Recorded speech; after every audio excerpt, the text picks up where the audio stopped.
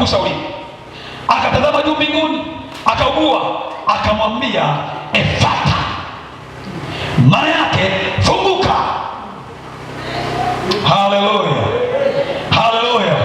Maana yake masikio yaliyofungwa yafunguke, ulimi uliofungwa ufunguke.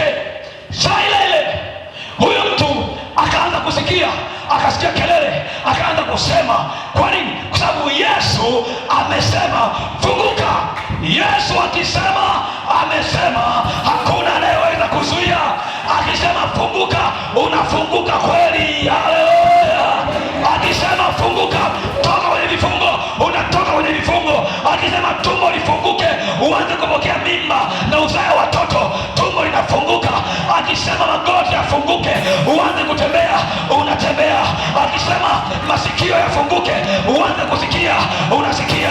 Akisema ulimi ufunguke, uanze kusema, unasema. Chochote akitamka lazima kifunguke. Na mimi natamani mchana wa leo neno Efata lije kwako, ufunguke fahamu zako, ufunguke biashara yako, ufunguke kwenye ndoa yako, ufunguke kazini kwako, ufunguke kwenye huduma yako, kila eneo, maana Yesu yu hai. Haleluya, haleluya, haleluya, haleluya, haleluya, haleluya. Piga kelele, sema amen. Hata kufa kwake ni kwa ajabu, kufa kwake ni kwa ajabu. Mathayo, soma Mathayo pale 27 tuone 50 mpaka 53. Hata kufa kwake ni kwa ajabu. Biblia inasema naye Yesu akisha kupaza sauti tena kwa nguvu, akaitoa roho yake. Na tazama, pazia la hekalu likapasuka vipande viwili toka juu hata chini, nchi ikatetemeka, miamba ikapasuka, makaburi yakafunuka, ikainuka miili mingi ya watakatifu waliolala. Na wakiisha kutoka makaburini mwao baada ya kufuka kwake, wakauingia mji mtakatifu, wakawatokea wengi. Kufa kwake kulikuwa ni kwa ajabu. Kuna watu wanazungumza habari za Israeli mtoa roho. Kuna watu wanaamini mtu akifa, Israeli mtoa roho ameenda ameitoa roho yake. Sasa imani hiyo kwa Yesu hajafua dafu.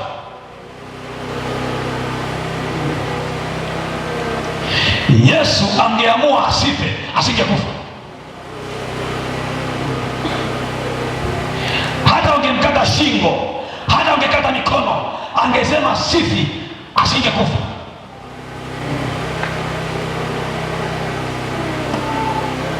Majuzi nikazungumza, tukipatia habari za Yohana, aliandika kitabu cha Ufunuo. Huyu Yohana wakati amepelekwa kwenye kisiwa cha Patmo,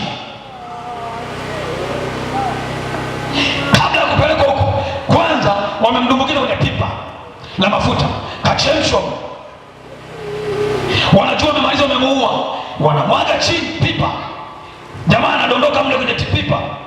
Wanashangaa anakunguta na mafuta ili aone vizuri, anatoa aliyekuwa na pogoma.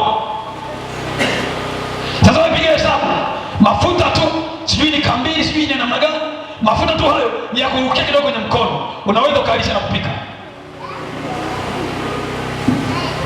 Hadi baba wamemdumbukiza kwenye pipa, wametenga, wamechochea moto, yanapogoma. Alafu wajua tumemaliza, tumwage. Wanamwaga ndio kwanza jamani najitoa alione vizuri kwenye macho. Wakasema dawa yake ni moja, tumpeleke kwenye kisiwa cha Patmo, kuna wadudu wakali kule wenye sumu kali, atakufa vibaya huyu. Wakampeleka huko, kumbe ndio wanampa nafasi ya kutuandikia kitabu cha Ufunuo. Wataalamu wa theolojia wanasema alipokuwa kule akaanza kuandika, wanakuja kuangalia ukizalia atakuwa amekufa amemalizika, wakakasirika, jamaa anaandika, wakakata mkono wa kwanza, wakaondoka. Ule mkono kwa tumia kuandika, wakaondoka, wakamwacha na mkono mwingine, huo mkono wamekata. Wanaondoka, wanarudi siku nyingine, wanakuta ule mkono mwingine anatumia kuandikia, anaandikia ule mwingine anaendelea kuandika, wakakana na wenyewe. Wanaondoka, wanarudi siku nyingine, wanakuta mikono yote miwili imeota tena. Na fikiria, na kule alikuwa anaelekezwa na Yesu mwenyewe, anaambiwa andika. Sasa kama Yesu alipa uwezo Yohana, alizuia kifo kwa Yohana, yeye alikuwa anaweza kushindwa kuzuia kifo kwake? Hawezi kushindwa. Ndio maana nasema Yesu Kristo angeamua asife, asingekufa. Ndio Biblia inasema akaitoa roho yake. Hakutolewa roho, Yesu hakutolewa roho, alitoa roho yake. Kifo chake ni cha maajabu.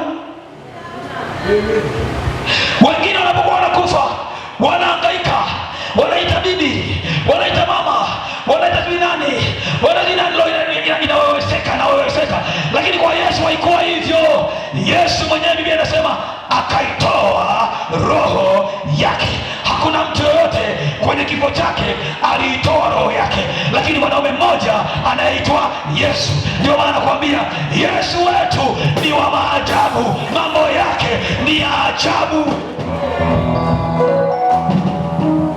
Biblia inasema pazia la hekalu likapasuka. Mambo ya maajabu hayo. Pazia linapasuka lenyewe baada ya kifo cha Yesu. Pazia lenyewe linapasuka, hakuna mtu alienda kupasua, hakuna alienda kulichana, lilipasuka lenyewe. Maana aliyeondoa uhai wake, aliyeitoa roho yake sio wa kawaida, anaweka ishara, kwa sababu sasa nimeitoa roho yangu, nimeondoka duniani, na kilichonileta ni kuwafanyia amani, ni kuweka ninyi huru, kuhakikisha kila mmoja anakuwa huru kusogea mahali patakatifu patakatifu, kwamba kila mmoja ana haki ya kuingia ndani mbele za Bwana patakatifu patakatifu, ana haki ya kumweleza Bwana haja ya moyo wake bila kupitia kwa kuhani, bila kupitia kwa yoyote. Tumefanyika makuhani kwa sababu tumepata kibali kwa Bwana, tunamwendea Bwana kwa ujasiri, tunamlilia Bwana ni kwa sababu ya kutoa uhai wake. Ndio maana tunasimama tunaomba kila